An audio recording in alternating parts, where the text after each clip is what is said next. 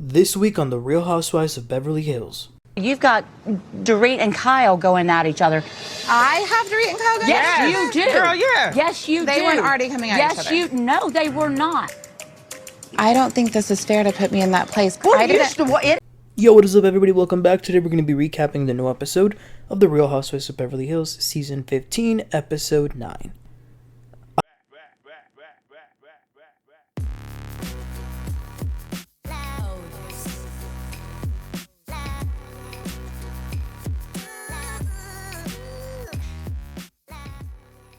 Alright, you guys, so this episode was pretty good. I will say, I think what it is with this season is that it started off really, it was like a slow burn.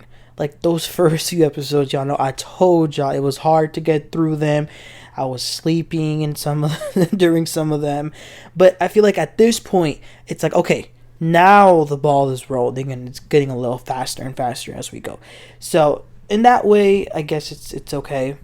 But yeah, let's talk about this episode. Quite a few things to talk about. So the episode started out with kind of a it was a little strange. So it was like this montage of Kyle and Dorit's friendship for the last 8 seasons and all the fun times that they've had. And the edit was so dramatic. And then it's like 2024, and then it shows like the demise of their friendship.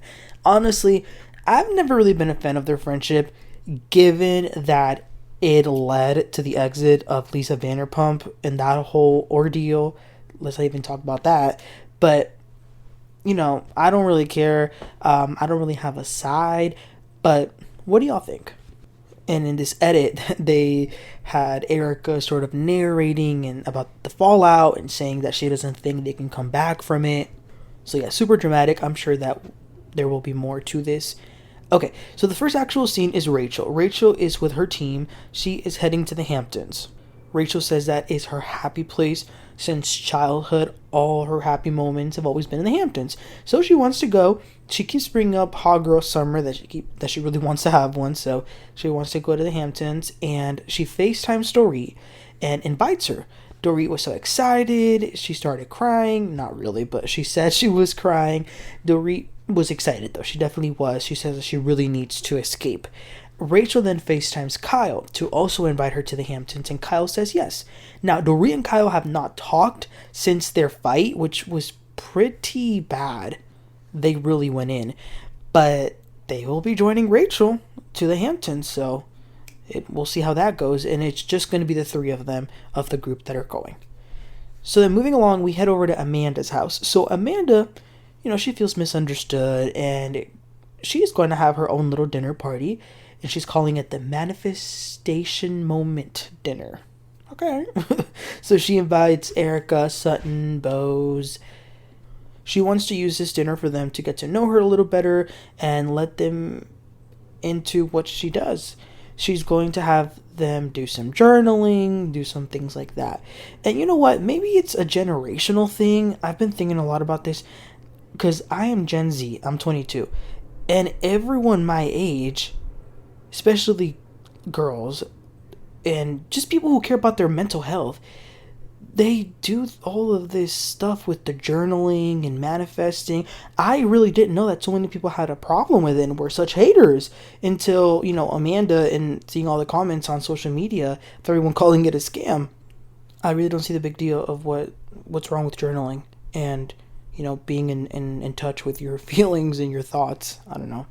But moving on, Dorit and Mauricio have a lunch. This was her idea. She's been talking about it for a few episodes now.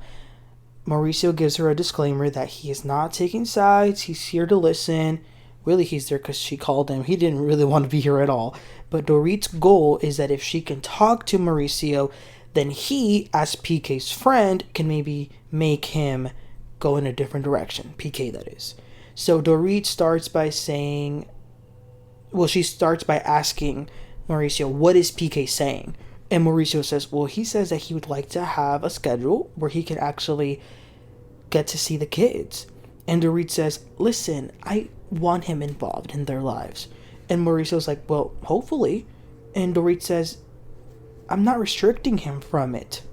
Mauricio says, well, he has said that he's texted you many times to see the kids and be with the kids.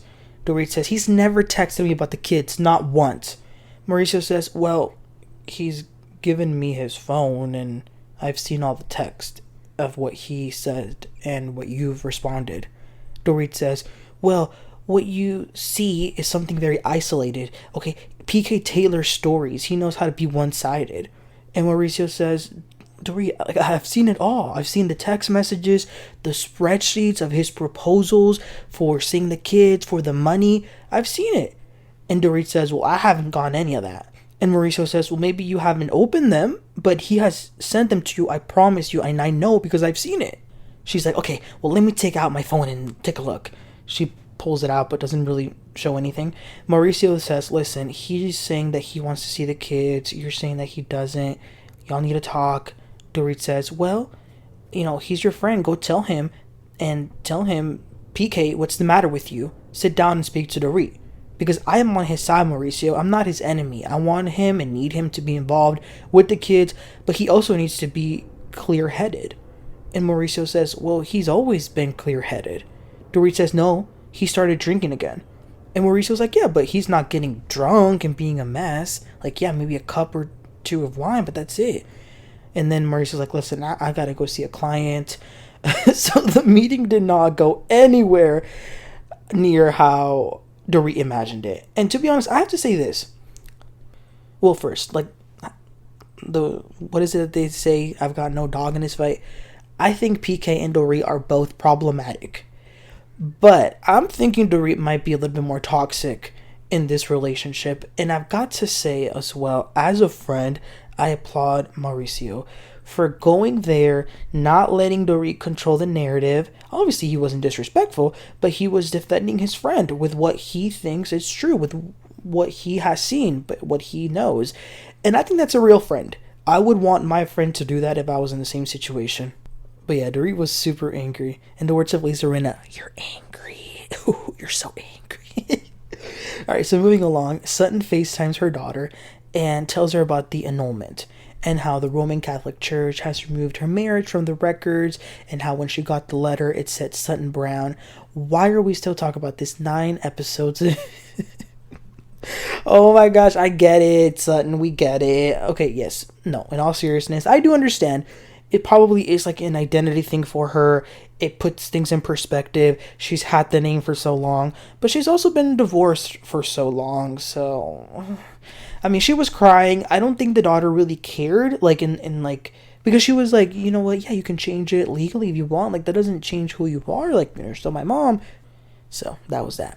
So then we see Kyle, Dorit, and Rachel get ready to go to the Hamptons. So we see them packing. It's pretty cool, seeing what outfits they're going to be taking. Rachel, she's all about fashion. Fashion is her world. So we see what outfits she's packing, how much they cost. Then they head to the airport at 4 a.m. Way too early. Except Dorit, who got there at 5 a.m. No surprise there.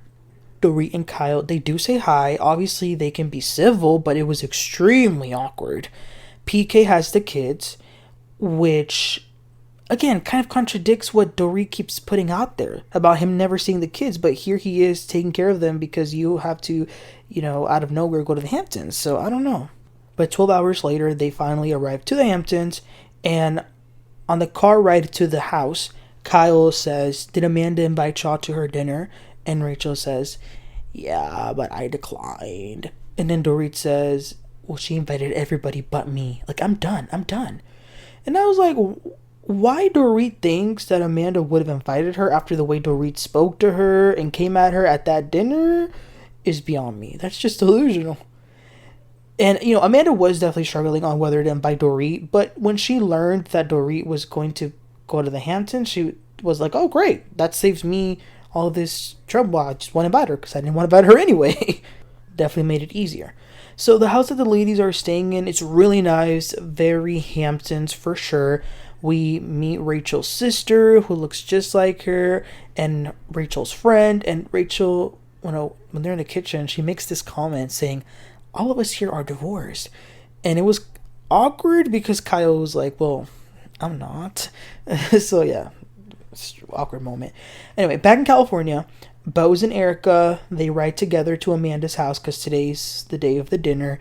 And Erika is being a little bit more open.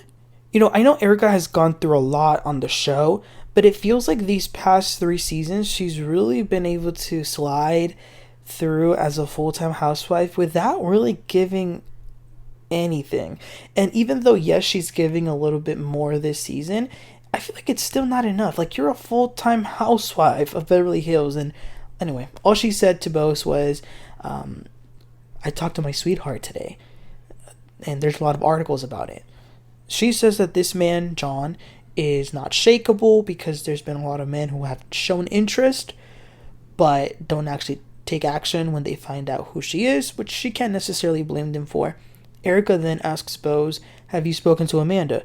And she says, we are manifesting at this party.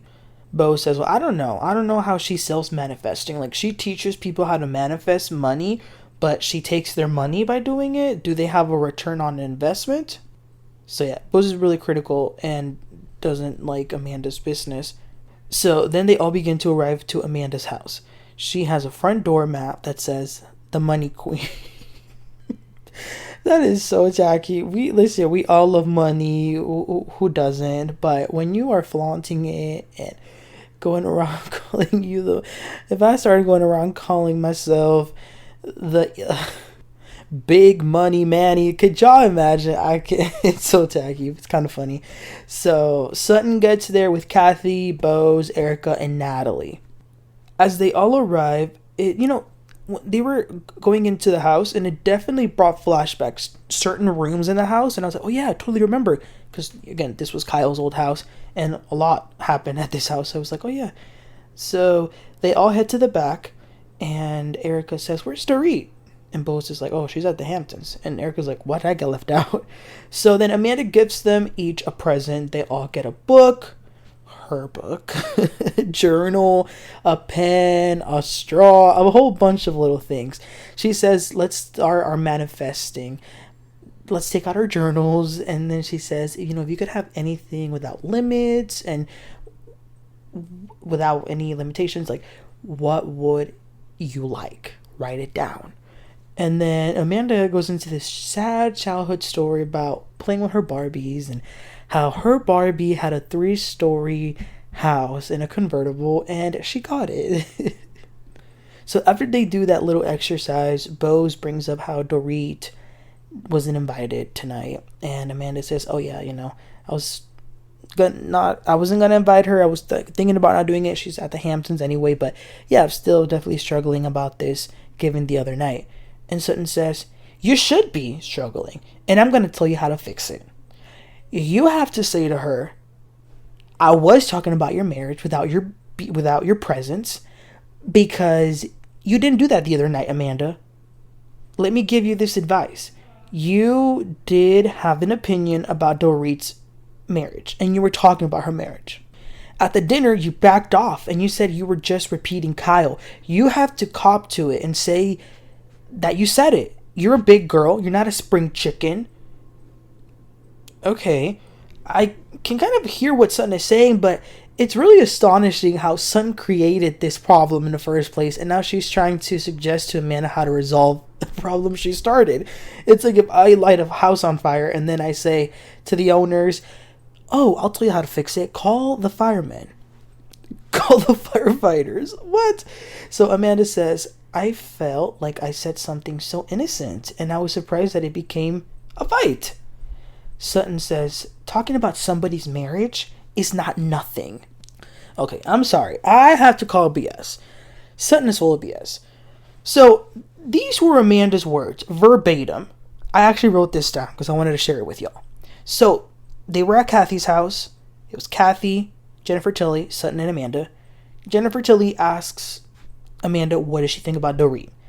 These are Amanda's words. Again, verbatim. Quote, I started wondering, if her talking to everyone is going to end up affecting the divorce in some kind of negative way. That's it! Tell me, do y'all think that's problematic? Because for Sutton to be like, you were talking, you had real concerns and opinions on someone's marriage. Sutton, really? That sounds a little ridiculous. We get it. You're trying to be friends with Dorit and Erika and all of them. But I don't know if creating feuds with misrepresented truth, I don't know if that's going to help you. So then Bo says to Amanda, yeah, like, you definitely did blame it on Kyle, and you did deflect a lot. And Sutton says, you have never formally said that it was your opinion. You should have brought it up and said that it was your opinion. And Amanda says, okay, I hear you. Sutton says, well, I'm going to say it again. And now you have Dorit and Kyle coming at each other. And Amanda's like, whoa, I have Kyle and Dorit going at it with each other? And then both Bose and Sutton say, yes, yeah. And then Amanda says, I don't think that's fair to say that they're coming at each other because of me. Sutton says, yes, you didn't say what you needed to say. And then Bose says, yeah, you kept deflecting. And Amanda then kind of shuts down. It's really visible. You can see it. And I saw this at the other dinner as well. When people are coming at her, you can see how her body just like shuts down. Do I blame her? Not really, because if I had more than one person coming at me, not letting me talk, I probably would shut down too, because I'm not really going to go back and forth. Is that a helpful thing in this type of show? No, but it is what it is. Amanda says, I really believe that intentions matter. The intention of how things are said, how they're done, that matters. And Erika says, yes, honey, but the road to hell is full of good intentions. And then Bo says, you better preach. And then Sutton says, you can't be such a wimp. Come on. And then Amanda says, come on, you're in my house. Like, don't call me a wimp. I'm not surprised. I mean, is being called a wimp the worst thing ever? No. But do I want to be called a wimp? No. Especially not in my house. But that doesn't surprise me. Sutton called Dorit a bitch in Dorit's home. So for somebody who's all about mind your manners, she doesn't really have a lot of manners. You don't really insult people in their house.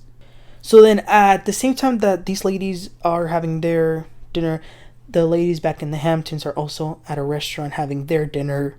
They run into a lady named Donna Karen? I think that's how you say her name. I'm not sure if she's famous, but Kyle seems starstruck. Rachel says that she's always been super nice to her. And then, you know what though? Dorit and Kyle, they've been getting along a little bit better. Tension has gone down. They're enjoying the trip. But at dinner, Dorit begins to once again trauma dump. Go off. She's the victim. PK does this to me. To these people who, by the way, she just met today, a few hours ago.